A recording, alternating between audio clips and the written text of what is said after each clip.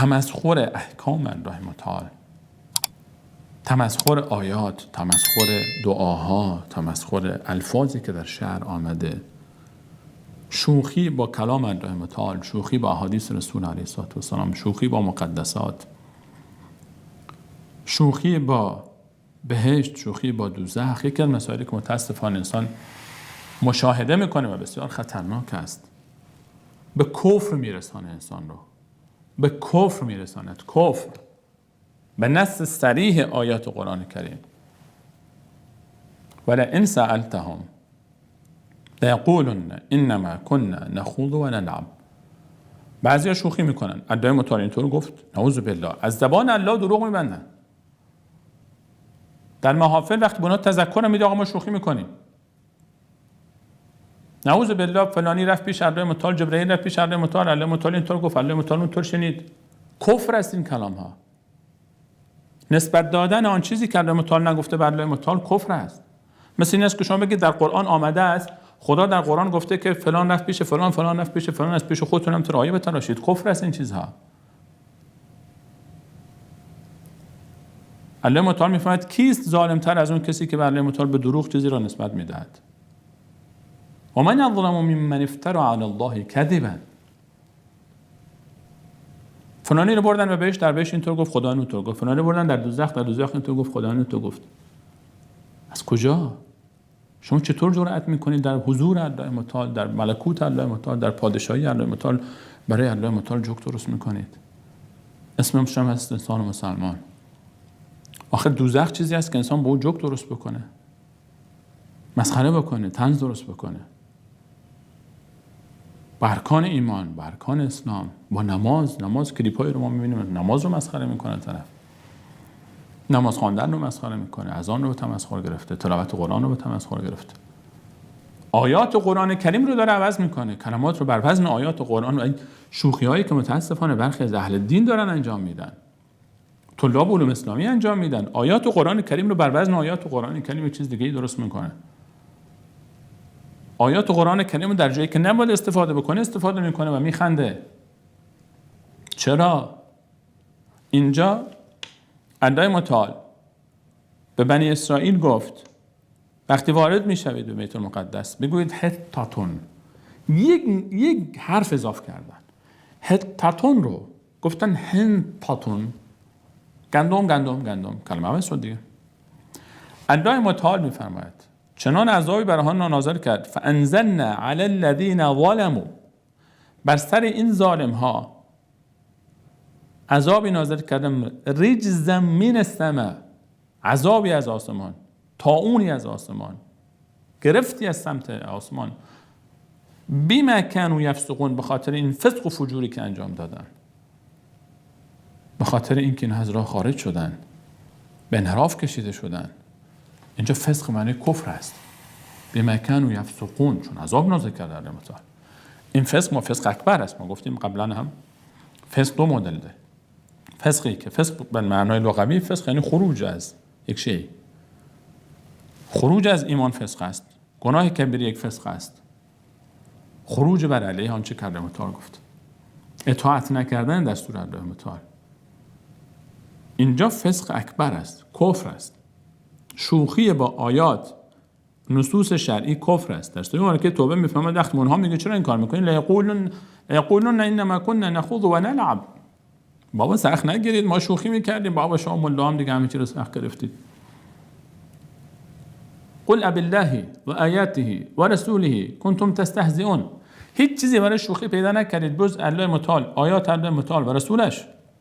لا تعتذروا، عذر پیشه نکنید، قد کفرتم بعد ایمانکم، کافر شدید بعد از اینکه ایمان داشتید، کافر شدید.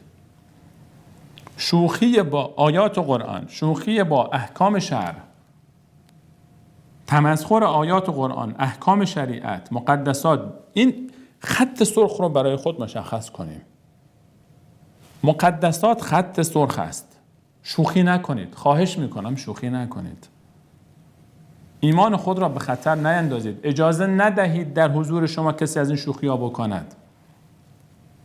وقد نزل علیکم فی الکتاب ان اذا سمعتم آیات الله یکفر بها و یستهزأ بها فلا تقعدوا معهم حتى یخوضوا فی حدیث غیره.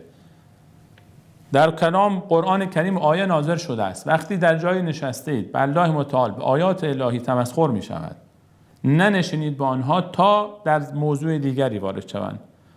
اگر این کارو نکردید انکم اذا مثلهم، آن لحظه آن وقت شما هم یکی مثل آنها خواهید بود. این آیه در وصف منافقین ذکر شده. این آیه در مجموع آیات منافقین است. در 138 سوره مبارکه نساء میفرماید بشر المنافقین بان لهم عذابا الیما.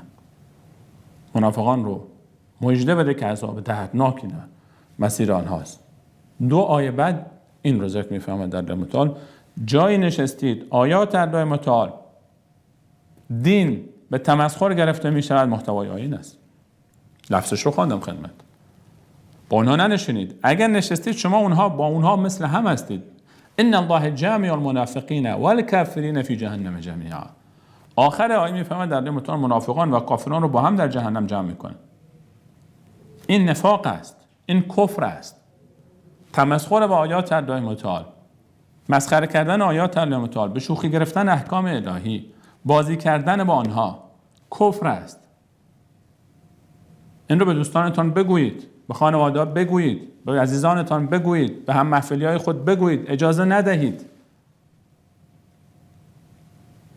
انسان واقعا نمیدونه چطور تحمل بکنه، انسان نمیدونه چطور تحمل بکنه. در محفلی که مسلمان ها نشستن نماز میخوانن، بچه مسلمان نمازخوان با الله شوخی میکنه، با ملائکه او شوخی میکنه، با آیات قرآن شوخی میکنه.